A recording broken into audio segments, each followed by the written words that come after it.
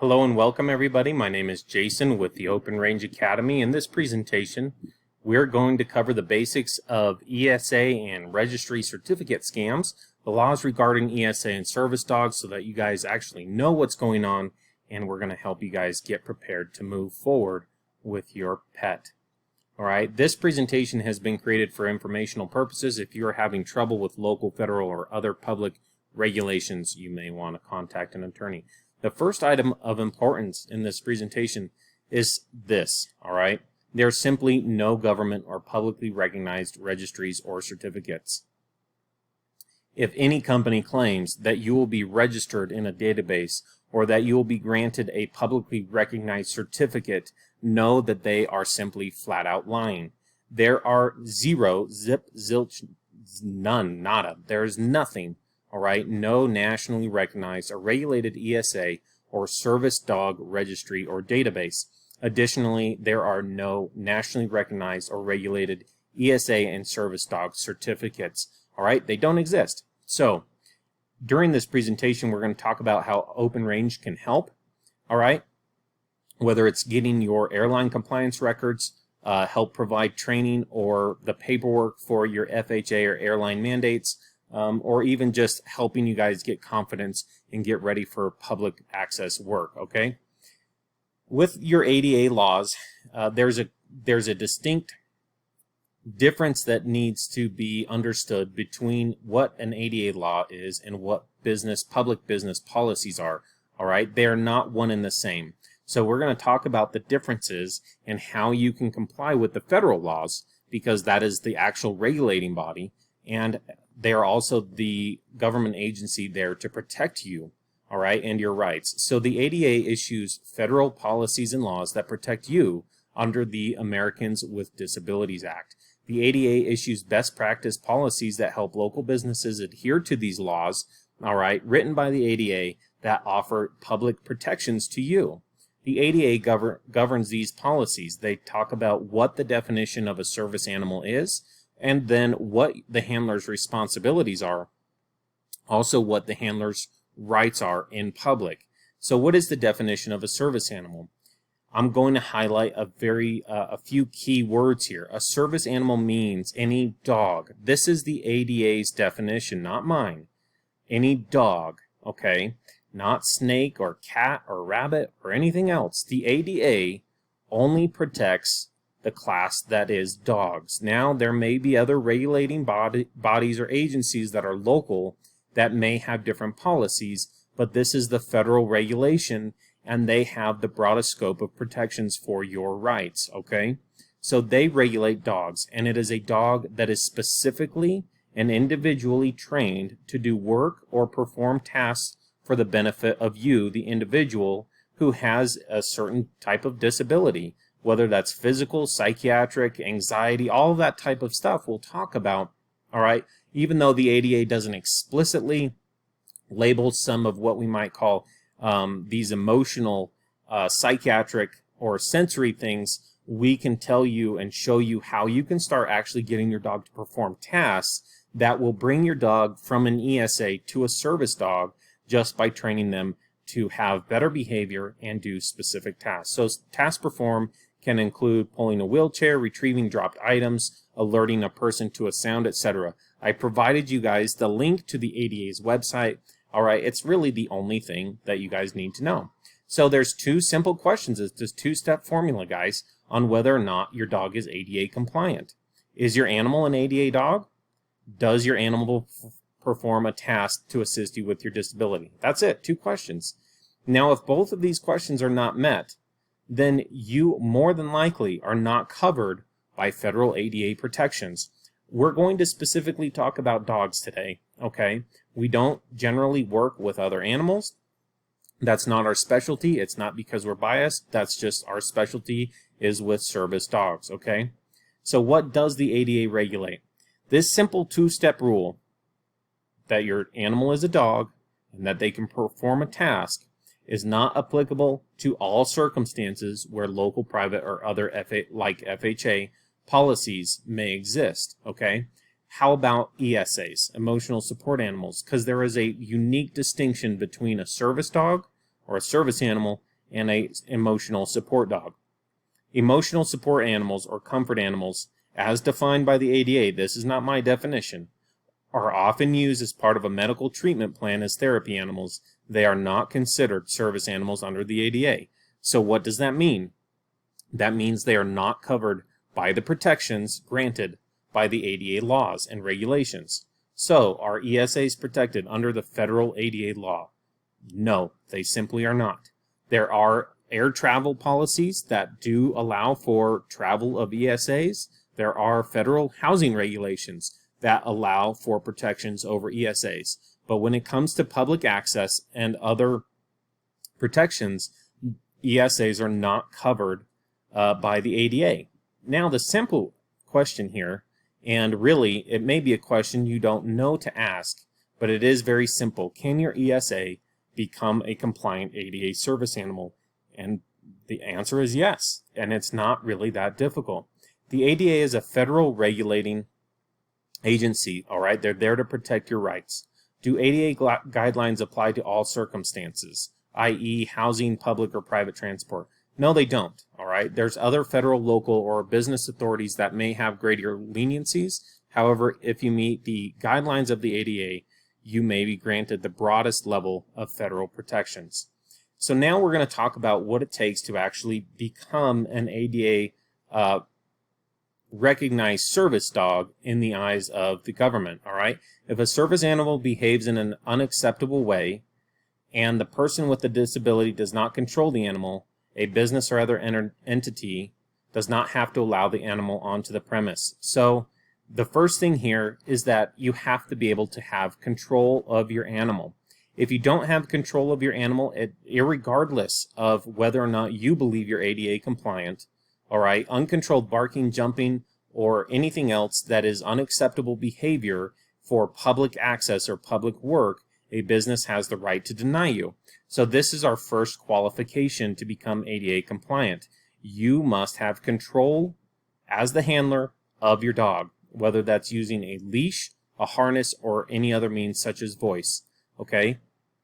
If you guys have control of your dog, you are one step closer to being ADA compliant.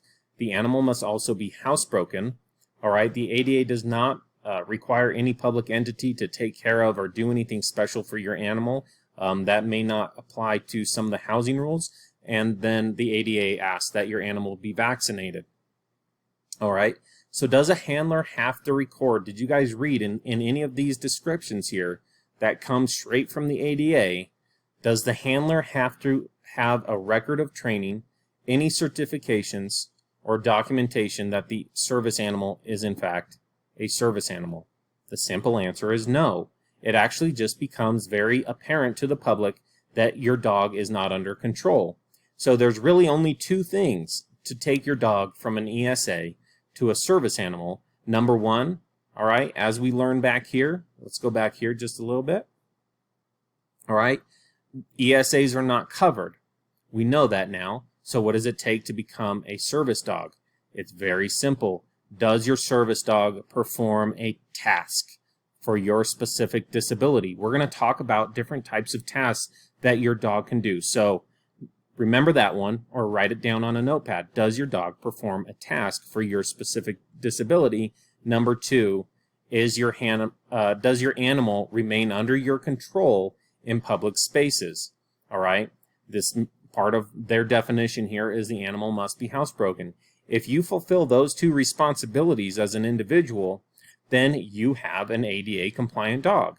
And in any of this documentation, has the ADA at any point said that you need to record any of your training, have any certifications or a certificate of health or anything else? They don't. They don't regulate that. Basically, if you are out in public, this is on the next slide. So how does anybody know that you do, in fact, possess a service dog? The animal behaviors are publicly seen and demonstrated that your dog has, in fact, been trained to adhere to the guidelines. If the dog is misbehaving, if they're barking, if they're nipping at people's feet, then any public area has the right to remove you from the premises, irregardless of whether you consider yourself ADA compliant. But as long as you meet those policies, you are, in fact, ADA compliant. All right, we're going to go over what the public can ask here in a few short slides so you know how to protect yourself. Does a handler have to have a record of training, any certifications or documentation to prove to the public entities that their animal is, in fact, a service animal?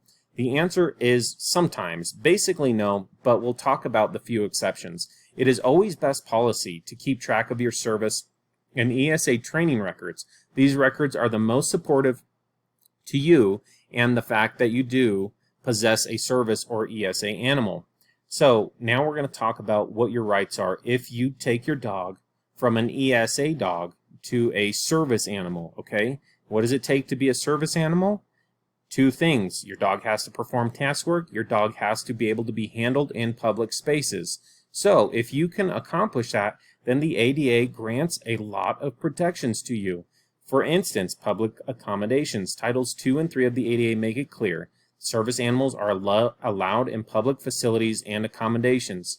Even if, this is right here guys, even if the business or public program has a no pets policy, if you guys have an ADA compliant dog, you are allowed in public spaces. So although no pets policy is perfectly legal, it does not allow a business to exclude service animals. All right. It also protects your rights for employment. So you can actually have the right to take a service dog to work. Now, this is one of those places that even though the ADA doesn't force you or ask you or require you to have training certification, all right, or any other type of documentation, this is extremely helpful in these types of circumstances to have this backup documentation to show to your employer, hey, look, this isn't just my Chihuahua who helps me, makes me feel better sometimes. This dog is there for a very specific purpose. They help with my, whatever it is. And then you guys will have the documentation that shows that your animal's actually trained to do certain tasks to help you with your disability. Okay. For the most part, you guys, this is something that you probably do need to talk to, an attorney about if this is something that your employer is not okay with. But do know that if you join our Premier PAW program, that open range clients and trainers have real world experience with these situations and regarding these issues. And they are most definitely able to assist you with some best practices moving forward with dealing with your place of employment. All right. The ADA also helps the FHA put forth the protections for your service dog with your housing situation. All right. So the FHA protects a person with a disability from discrimination. Emotional support animals are not exactly the same, but the FHA does have regulatory opportunities that extend to emotional support animals as well. Okay.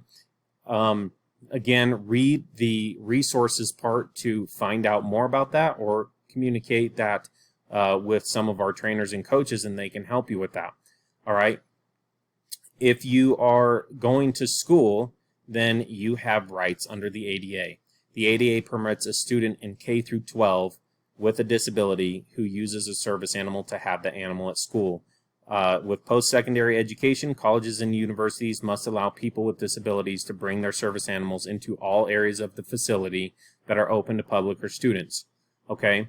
When it comes to emotional support animals, therapy animals, and companion animals, they're seldom and rarely allowed to accompany students into public schools. So again, this is a part where the ADA does not extend to emotional support animals. So one of the things that we really concentrate on with Open Range is helping you get your dog ADA compliant and knowing the regulations so that you can protect yourself in public. All right, the next thing is transportation. A person traveling with the service animal cannot be denied access to transportation. However, you guessed it, ESAs can be denied transportation in taxis and public transport because they do not conform with ADA policy. Okay, now when it comes to air travel, it's a little bit different because there is a specific Air Carrier Access Act. It's only for the airlines. It only applies to airlines. But this basically says that the airlines have the right to ask for additional supporting documentation, all right, but the airlines also, with this documentation, will extend rights to ESAs. So the airline can ask for documentation to support what the tasks or functions your animal does for you, what they've been trained to do for you, and would you describe how they perform those tasks exactly? So these are on all, especially as of 2019. These are, the air carriers are getting more stringent with these policies, and they will ask you for specific training criteria, all right, or behavior criteria, because they don't want the liability of these animals in their aircraft, okay?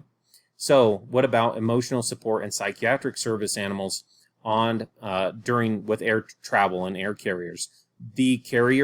Most carriers do allow ESAs, but they are going to ask for supporting documentation to show, what exactly this dog is doing for you, okay? When it comes to other animals, the airlines simply are not required to support other types of animals. That's just all there is to it. So now that we know that you guys can take your dogs into public, you can have them at work, you can have them at school, you can have them in public modes of transportation, etc. What are the rights of the public to protect themselves from people who don't really have service dogs? There's only 2 questions that the ADA allows to be asked to you in order to qualify whether or not you are ADA compliant. And here are those 2 questions. Is the animal required because of a disability? It's a pretty simple yes or no question that they can ask you. What work or task has the animal been trained to perform?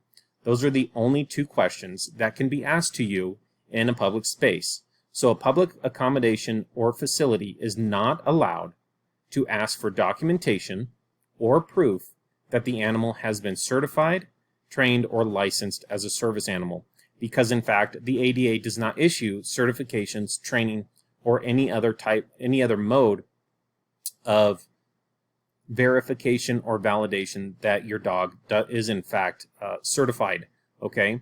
So they can't ask for it. That would be discriminatory, all right, to ask you for that and to ask what your disability is. They can't ask you about any of that. They can ask you 2 questions. Now, obviously, you guys saw on the airline part, it's not that they can just ask you questions. They can request documentation, and so can the FHA. And so it's always good to have a lot of this stuff documented, all right? So that brings us to these doctor notes, all right? Emotional support animals and comfort animals are not service animals under Title II and III of the ADA. So when somebody says, get this doctor's note, and you guys will be able to go places, that doesn't do anything. As a matter of fact, the ADA explicitly points out it does not matter if a person has a note from a doctor that states that the person has a disability and needs to have the animal for emotional support. It doesn't matter.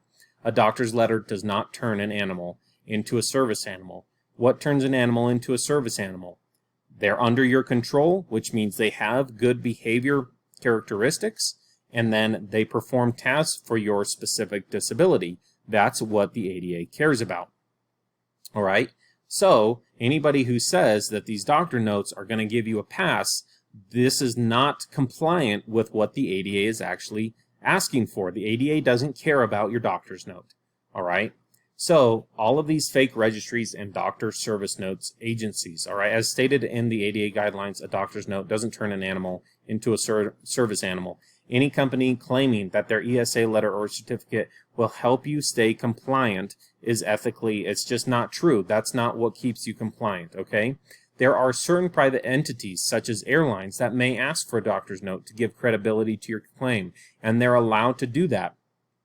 All right, but here's the thing, guys. There are ethical practitioners who can provide you a psychiatric evaluation and issue you what they call a prescription, all right? And basically, it's stating that you have need of a service dog. It's better to have a service dog to help with your depression or anxiety, PTSD, or whatever else. Obviously, those are some of the psychological things that we can go through. Your physical ailments, people with physical disabilities that are a little more obvious can easily get their doctor's note for mobility support and things of that nature.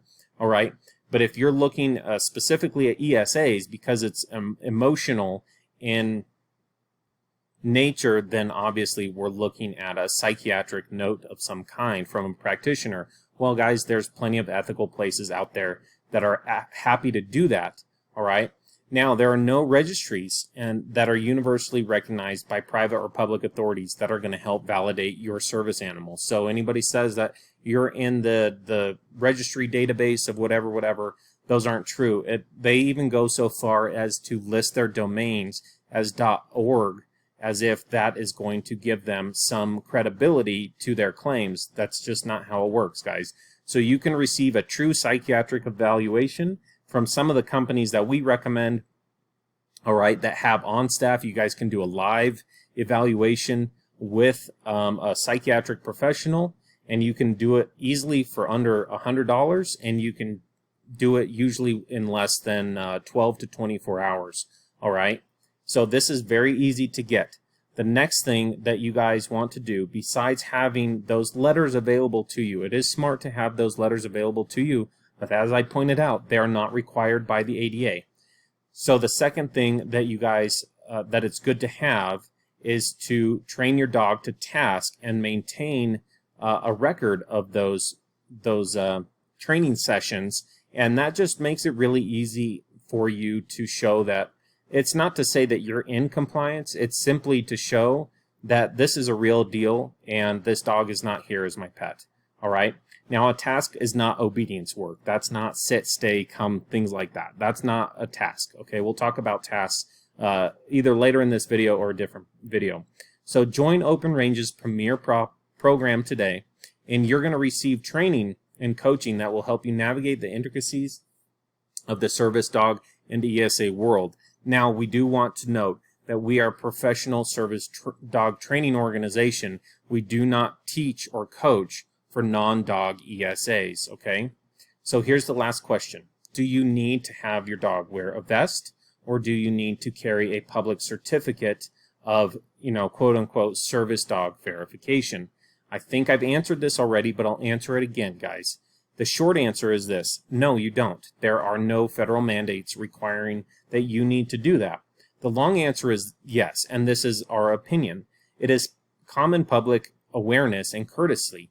Not everyone appreciates service dogs. The more clearly your service animal is marked, the easier it is for the public to identify that service animal as being of very important use to you, and it generally shies people away from harassing you too much.